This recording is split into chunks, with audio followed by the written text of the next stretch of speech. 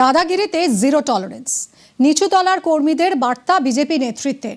বালিগঞ্জে মিষ্টির দোকানে বিজেপি কর্মীর দাদাগিরির ছবি দেখুন।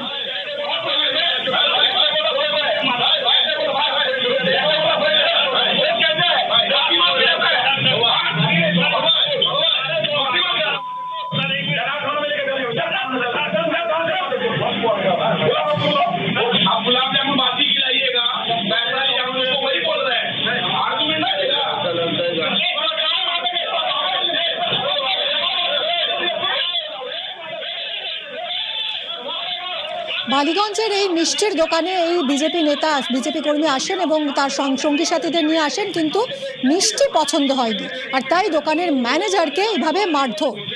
থানায় বিজেপি কর্মীর বিরুদ্ধে অভিযোগ দায়ের করেছেন দোকান মালিক।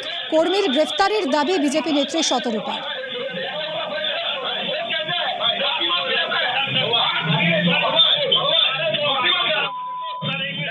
14th को हमारा ये वो दो जन आए थे, हमसे बोले काजू बर्फी और गुलाब जामुन खाना है, तो हम उनको गुलाब जामुन और बर्फी खाने दिए। तो उनका सडन आया कि गुलाब जामुन कब का है, हम बोले सर आज का फ्रेश है। उतना देर में वो हमको गाली देना शुरू कर दिए। वो जब गाली हमको देना शुरू किए, वो मम्मी और येलो का देने लगे। हम बोले मम्मी का गाली मत दीजिए। तो इतना देर में वो बोले तू हमको सिखाएगा बात करना किसको बोलता है। वो हमको एक मार दिए। फिर इसी काउंटर में वो घुस के हमको और मारने लगे। हमारे एक मैनेजर है, उनको भी वो हुआ। फिर वो चिल्लाने लगे तो उनको जानते हैं हम कौन है, हम बीजेपी के ये है, यूथ लीडर है एंड ऑल, से दुकान बंद करवा देंगे और एक्सेट्रा एक्सेट्रा उनका शुरू हो गया।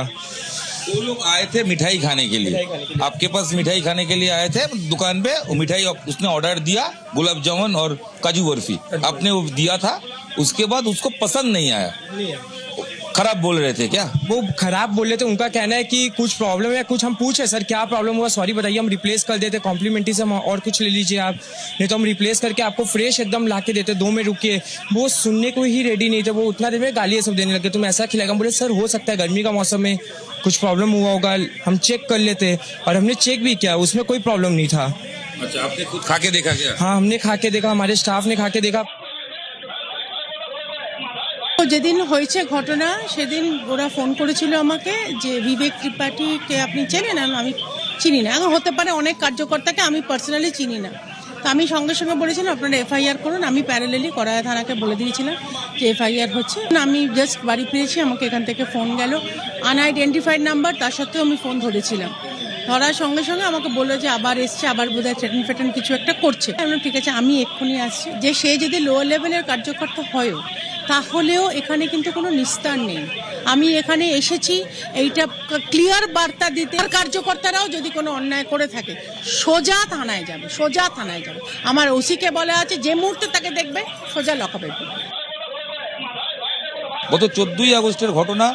মিষ্টি খেতে এসেছিলেন দুজন, তারা নিজেদের বিজেপি কর্মী বলে পরিচয় দিয়েছেন। যদিও স্থানীয় বিজেপি নেতৃত্ব তারা বলছেন যে কর্মী হিসেবে যদি থেকেও থাকেন একদমই নিচুতলার কর্মী, এবং সেটা 4 তারিখের পর অর্থাৎ সরকার পরিবর্তনের পর যুক্ত হওয়া কোনো কর্মী।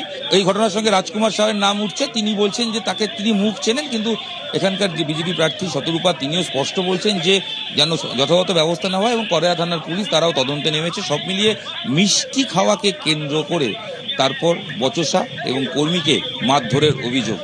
মিষ্টি পছন্দ হয়নি, সেই জায়গায় দাঁড়িয়ে নিজেকে বিজেপি কর্মী বলে পরিচয় দিয়ে দোকানদার যিনি ছিলেন, দোকানের কর্মচারী, তাকে মারধর করে আঙুল কেটে যাওয়া, ইনজুরি, হাতে রক্তাক্ত করার একাধিক ঘটনা ঘটেছে। যদি ইতিমধ্যে করেয়া থানায় অভিযোগ দায়ের হয়েছে এই বিবেক ত্রিপাঠীর নামে, এবং পুলিশ ইতিমধ্যেই তদন্ত শুরু করেছে। ক্যামেরায় সায়ন্তনের সাথে রণ রায় বর্ণ, নিউজ 18 বাংলা।